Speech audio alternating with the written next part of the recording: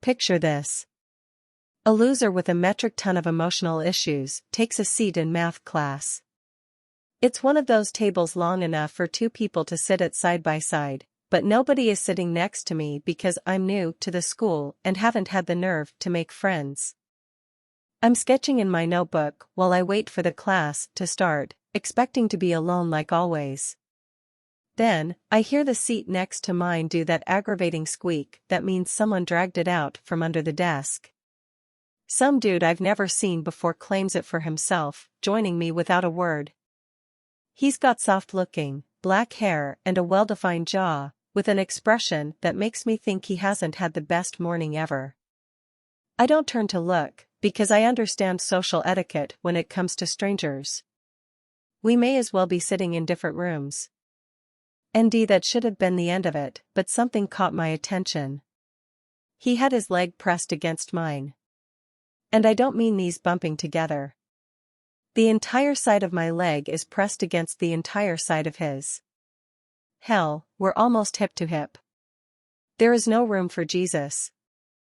So, there I am, desperately attempting to finish my drawing, and feeling my heart spasm like I just downed a gallon of energy drink.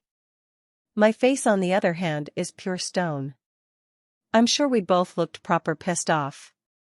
At some point the teacher shows up and begins their lecture, but the only thing that matters in that moment is the heat of this dude's body. So, I wondered to myself, why hasn't he scooted away?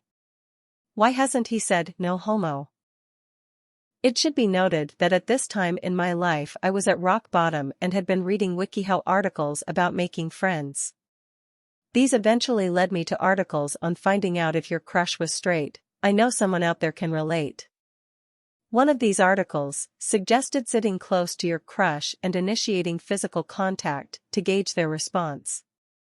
If they pulled away, then they probably weren't interested. If they didn't move away, on the other hand.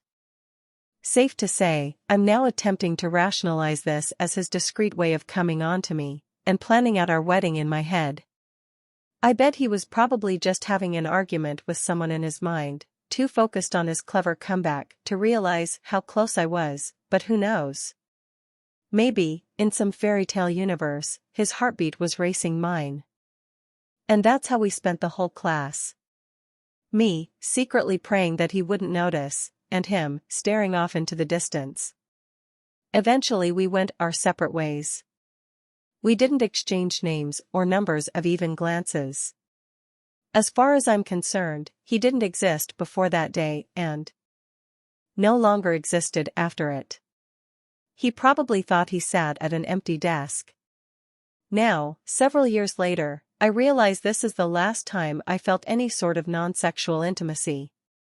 I hesitate to call it romantic intimacy, because he doesn't even know it happened. How sad is that? That's my story. A tale of loneliness, mental gymnastics, and cringe. I hope you enjoyed reading about my pain, haha.